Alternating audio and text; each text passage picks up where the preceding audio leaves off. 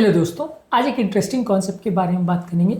कौन कौन से खाद्य पदार्थों के साथ हार्ट की इंपॉर्टेंट दवाइयों का इंटरेक्शन या रिएक्शन हो सकता है, आज इस पर बात करेंगे।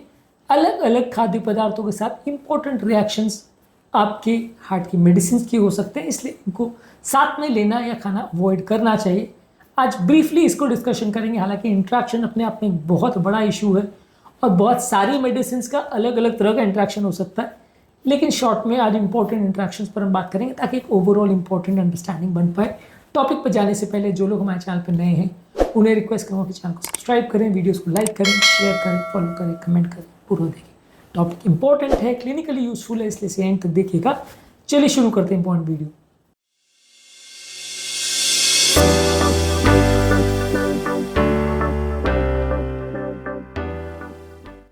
सबसे पहले कोलेस्ट्रॉल को कम करने वाली सबसे कॉमन दवा स्टैटिन्स, यानी अटोरवास्टैटिन, सिम्वास्टैटिन, रोजुवास्टैटिन, ये सबसे कॉमन दवा है।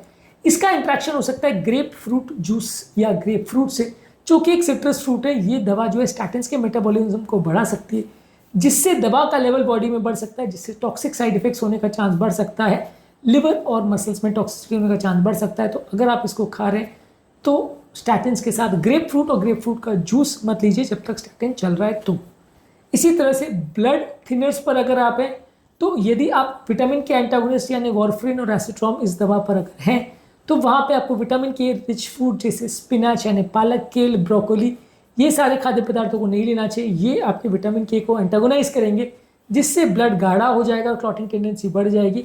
यदि किसी व्यक्ति को भी अगर विटामिन के एंटागोनिस्ट दवाई पे चल रहा है, खून पतला करने के लिए एंटीकोएगुलेंट चल रहा है, तो ये आपको नहीं लेना है। हरी साग सब्जियों की मात्रा कम रखनी है। ये इशू को हमने पूरे डिटेल में अलग वीडियो में डिस्कस किया है, आप उसे चेकआउट कर सकते हैं। इसके अलावा कुछ हर्बल चाय और सप्लीमेंट्स भी ऐसे हैं जो आपकी ब्लीडिंग टेंडेंसीज के साथ इंटरफेयर कर सकते हैं। गिंको बाइलोबा और गार्लिक जो है, ये भी कुछ हर्बल प्रिपरेशन है। गार्लिक यानी लहसुन कॉमनली किचन में यूज होता है, ये भी आपके ब्लड को पतला कर सकता है। तो यदि आपको खून पतला करने की बीमारी है या कोई दवा चल रही है, तो इस तरह के खाद्य पदार्थों को आपको अवॉइड करना पड़ेगा। हर्बल सप्लीमेंट्स आप अगर ले भी रहे हो तो डॉक्टर के साथ डिस्कस करना पड़ेगा। इसके अलावा ACE इनिबिटर्स यानी कि एंजियोटेंसिन कन्वर्टिंग एंजाइम इनिबिटर, जो कि ब्लड प्रेशर के लिए, हार्ट फेलियर के लिए कॉमनली दी जाती है, लिस्नोप्रिल, एनाप्रिल, कैप्टोप्रिल, पेंडोप्रिल, इस मामले में अच्छी दवाएं ये इस ग्रुप की आती हैं। इस मामले में आपको पोटाशियम रिच फूड प्रोडक्ट्स जैसे कि केला, ऑरेंजेस और टमाटर, जो कि आपकी बॉडी के पोटाशियम लेवल्स को बढ़ा सकते हैं, उनको नहीं देना चाहिए। ये दवा ब्लड के पोटाशियम लेवल्स को बढ़ा सकती है। तो यदि आप ये दवा पर हो, इसी ग्रुप की दूसरी दवा जैसे ARBs है, जैसे लोसार्टन, वैल्सार्टन, कैंडीसार्टन, टेलमिसार्टन, जो ब्लड प्रेशर में सबसे कॉमनली दी जाने वाली दवा है, वो भी ऐसा इफेक्ट कर सकती है। और रिसेंटली हार्ट फेलियर के लिए दी जाने वाली दवा आर्मी जो है, वैल्सार्टन सैकुबिट्रिल कॉम्बिनेशन, वो भी पोटाशियम बढ़ा सकती है। तो ये सारी दवाइयों या इस ग्रुप की कोई भी दवा के साथ कोई भी खाद्य पदार्थ जिसमें पोटाशियम, उसको ज़्यादा मात्रा में नहीं लेना चाहिए। अगर किडनी नॉर्मल है तो थोड़ा बहुत अगर आप लेगे तो कुछ फर्क नहीं पड़ेगा, लेकिन अगर किडनी खराब है तो ये इशू बढ़ सकता है, क्योंकि बॉडी का excessive potassium kidney normally filter out करती है। यदि किडनी ठीक काम कर रही है तो, यदि किडनी काम नहीं कर रही है तो फिर ये इशूज़ बन सकते हैं। इसके अलावा बीटा ब्लॉकर्स जैसे मेटोप्रोलोल, प्रोपेनोलोल, कार्बिडोल, बिसोप्रोल, ये सारी दवाइयाँ जो है, ये ब्लड प्रेशर के लिए और आपकी हृदय की गति जो बढ़ गई उसको कम करने के लिए, अरिथमियास के लिए और हार्ट फेलियर के लिए दिया जाता है। ये दवाई के साथ आपको अल्कोहल नहीं लेना चाहिए। दवाई के साथ यदि आप अल्कोहल लेते हो तो बीटा ब्लॉकर का प्रेशर लोअरिंग इफेक्ट बढ़ जाता है, जिसकी वजह से साइड इफेक्ट और इंटरेक्शन हो सकते हैं, बीपी ज़्यादा लो हो सकता है। इसके अलावा इस दवाई के साथ यदि आप कोई पोटाशियम रिच फूड प्रोडक्ट लेते हो, जैसे कि केला है, ऑरेंजेस है, टमाटर है, हरी साग सब्जी जो भी पोटाशियम में रिच होती है, इनको अगर आप लेते हैं तो ये बीटा ब्लॉकर के मेटाबॉलिज्म को ऑल्टर कर सकता है। इसमें थोड़ा सा वेरिएशन आ सकता है, ये दवा का असर कम ज़्यादा हो सकता है। इसलिए ये खाद्य पदार्थों को बहुत एक्सेसिव पोटाशियम कंटेनिंग फूड्स और अल्कोहल के साथ नहीं लेना चाहिए। कैल्शियम चैनल ब्लॉकर जैसे वेरापामिल, डिल्टायाजेम, एम्लोडिपिन, जो कि ब्लड प्रेशर के लिए और हार्ट के लिए बहुत कॉमनली यूज़ की जाती है, ये दवा को भी यदि ग्रेप फ्रूट या ग्रेप फ्रूट जूस के साथ लेते हैं तो ये दवा का इफेक्ट बहुत ज़्यादा हो सकता है, ब्लड प्रेशर बहुत ज़्यादा कम हो सकता है, चक्कर आ सकते हैं, पाँव में सूजन आ सकती है। इसलिए आपको ग्रेप फ्रूट या उसका जूस नहीं लेना चाहिए।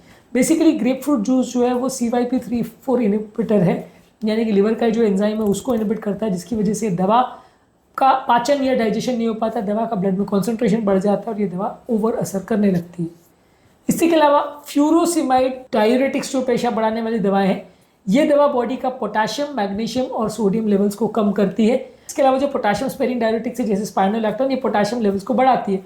तो यदि आप पोटेशियम रिच फूड प्रोडक्ट्स ले रहे हो तो इसमें ध्यान रखने की ज़रूरत है, जो दवाइयाँ पोटेशियम को कम करती है उनके साथ आप इनको ज़्यादा लोगे पोटेशियम वाले प्रोडक्ट्स को, जो दवाइयाँ पोटेशियम को बढ़ाती है उसके साथ आप इसको कम लोगे। तो पोटेशियम रिच फूड प्रोडक्ट्स का आपको विशेष ध्यान देने की ज़रूरत है यदि आप यूरिन बढ़ाने वाली दवाई यानी डायरेटिक्स ले रहे हो, जो कि ज़्यादातर हर हार्ट फेलियर पेशेंट्स में या जिसकी बॉडी में वॉल्यूम रिटेंशन है, हार्ट फेलियर है, उसको दिया जाता है। पोटेशियम रिच फूड प्रोडक्ट्स कौन से होते हैं इस पर हमने ऑलरेडी डिटेल वीडियो किया है। इसके अलावा नाइट्रेट्स यानी नाइट्रोग्लिसरीन जो दवा है, जो कि हार्ट के पेन को कम करने के लिए जो सॉर्बिटेड गोली दी जाती है, ये दवा के साथ अल्कोहल को नहीं लेना चाहिए। अल्कोहल इसके ब्लड प्रेशर लोअरिंग इफेक्ट को बहुत ज़्यादा बढ़ा सकता है, जिससे चक्कर और कमजोरी आ सकती है। इसके अलावा जो खाद्य पदार्थों में टायरामीन है, जैसे एज्ड चीज़ और क्योर्ड मीट्स, ये इसका सडन ब्लड प्रेशर पर इफेक्ट बढ़ा सकता है। इसकी वजह से सडन ब्लड प्रेशर इंक्रीज हो सकता है और ये दवा का सडन इफेक्ट आ सकता है। तो टायरामीन कंटेन प्रोडक्ट्स जैसे एज्ड चीज़ और क्योर्ड मीट्स को इसके साथ नहीं लेना चाहिए। इसके अलावा डिजॉक्सिन, जो कि हार्ट फेलियर के लिए दी जाने वाली बहुत कॉमन दवा है, आजकल तो उतनी ज़्यादा यूज़ नहीं होती, लेकिन पहले ये सबसे कॉमन दवा थी और अभी भी काफ़ी केस में यूज़ किया जाता है। ये दवा भी पोटेशियम रिच प्रोडक्ट्स के साथ लेने में थोड़ा ध्यान रखना पड़ेगा। बहुत लो अगर पोटेशियम है तो डिजॉक्सिन का टॉक्सिसिटी हो सकता है, इसलिए आपको थोड़ा पोटेशियम लेवल्स को मेंटेन करना पड़ेगा। इसके अलावा डिजॉक्सिन को हाई फाइबर वाली डाइट के साथ में नहीं लेना चाहिए। एटलीस्ट खाने के साथ 1-2 घंटे का गैप होना चाहिए। अगर हाई फाइबर वाली डाइट के साथ ले तो दवा अब्सॉर्ब नहीं होगी। इसके अलावा जो खून पतला करने की दवा एस्पिरिन, क्लोपिडोग्रेल एंटीप्लेटलेट मेडिसिन है, ये दवा अगर आप इसके साथ कोई और ब्लड थिनर्स ले रहे हो, जैसे लहसुन है, गिंगो बाइलोबा है, फिश ऑयल है, अगर ये दवा इसके साथ में ले रहे हो तो खून ज़्यादा पतला हो सकता है, ब्लीडिंग के साइड इफेक्ट्स हो सकते हैं। ये दवा ज़्यादातर हर हार्ट अटैक और लकवे के पेशेंट को दी जाती है, तो इसके साथ कोई नेचुरल ब्लड थिनर लेने से पहले आपको थोड़ा ध्यान देना पड़ेगा। इसके अलावा अम्योड्रॉन, जो कि एक एंटी एरिथमिक मेडिसिन है, बहुत सारे हार्ट पेशेंट्स के लिए दी जाती है। रिदम प्रॉब्लम्स का जिनको हो उसको दी जाती है। ये दवा भी अगर ग्रेप फ्रूट जूस के साथ लोगे तो अम्योड्रॉन की टॉक्सिसिटी हो सकती है। इसके अलावा ये दवा जब आप ले रहे हो तो आयोडीन की मात्रा खाने में रेस्ट्रिक्टेड रखनी पड़ेगी, क्योंकि अम्योड्रॉन में भी आयोडीन है। ज़्यादा आयोडीन लेने से थायराइड हार्मोन के लेवल्स पर इफेक्ट पड़ सकता है, तो इसलिए आयोडीन एक्स्ट्रा आपको नहीं लेना है जब कभी भी आप अम्योड्रॉन दवा ले रहे हो तो। इसके अलावा कुछ जनरल टिप्स ये है कि खाद्य रिलेटेड जो आपके इंट्रैक्शन ज़्यादा नहीं हो, उसके लिए एक कंसिस्टेंट डाइट मेंटेन करिए। बहुत ज़्यादा सडन वेरिएशन अपने डाइट में मत करिए। जो भी खाद्य पदार्थ आप ले रहे हो उसके नेचुरल प्रॉपर्टीज़ और जो भी दवाइयाँ आप ले रहे हो उसके नेचुरल प्रॉपर्टीज़ के बारे में आपको पता होना चाहिए। ज़्यादातर बहुत सारी हार्ट मेडिसिन का अल्कोहल के साथ इफेक्ट हो सकता है, खासकर जो ब्लड प्रेशर लोअरिंग मेडिसिन है, तो उसके साथ अल्कोहल को नहीं लेना चाहिए। इसके अलावा जब कभी भी आप हार्ट की मेडिसिन ले रहे हो तो उसको अच्छे खासे पानी के साथ लेना चाहिए। अगर आप ब्लड प्रेशर कम करने वाली डायरेटिक मेडिसिन वगैरह का प्रयोग कर रहे हो और हार्ट फेलियर में या पानी बहुत ज़्यादा नहीं है तो पानी आपको ज़्यादा लेना पड़ेगा। अलग अलग बीमारियों के हिसाब से फ्लूइड रिकमेंडेशंस होती है। बाकी ज़्यादातर हार्ट मेडिसिन पानी के साथ ले तो ज़्यादा अच्छा है। ज़्यादातर मेडिसिन को खाने के साथ लेना डाउटफुल हो सकता है, काफ़ी केस में खाने के साथ इंट्रैक्शन हो सकते हैं, खासकर जो एंजाइम इंड्यूसेस या इनहिबिटर्स वाली मेडिसिन है या खाद्य पदार्थ है, तो वो उनके साथ आपस में इंट्रैक्शन हो सकता है। इसलिए ये सारी दवाइयों का इंट्रैक्शन के बारे में पता होना और उनको साथ में लेना अवॉइड करना ज़रूरी है। ओवर द काउंटर कोई नेचुरल सप्लीमेंट्स या हर्बल प्रोडक्ट्स या ऐसी सारी चीज़ें जो फार्मासिस्ट आपको देते हैं उनका भी प्रयोग ध्यानपूर्वक करिए। ये सारी चीज़ों में सिग्निफिकेंट इंट्रैक्शन हो सकता है, जिसकी वजह से सडनली आपकी दवाओं का असर कम ज़्यादा हो सकता है, इंपॉर्टेंट साइड इफेक्ट्स हो सकते हैं, जान का खतरा हो सकता है। इसलिए अननेसेसरी हर्बल प्रिपरेशंस या नेचुरल प्रिपरेशंस या मार्केट में easily available over the counter medicine बिना किससे पूछे नहीं लेना चाहिए, ये नुकसान कर सकती हैं। आज के टॉपिक में खाद्य पदार्थों के हार्ट की मेडिसिन के साथ जो इंपॉर्टेंट इंट्रैक्शंस होते हैं उस पर हमने बात करी। इसके अलावा हर इंपॉर्टेंट मेडिसिन के बहुत सारे अलग अलग से इंट्रैक्शंस हो सकते हैं। ये सारे इंट्रैक्शंस पर आज हम डिटेल में नहीं जाएंगे, पर अलग वीडियो अगर आप चाहें तो उस पर हम कर सकते हैं। उम्मीद करूंगा कि आज के टॉपिक में कुछ नई बातें जानने को मिली होगी। जो लोग हमारे चैनल पर नए हैं उन्हें रिक्वेस्ट करूँगा कि चैनल को सब्सक्राइब करें, वीडियो को लाइक करें, शेयर करें, फॉलो करें, कमेंट करें, पूरा देखें।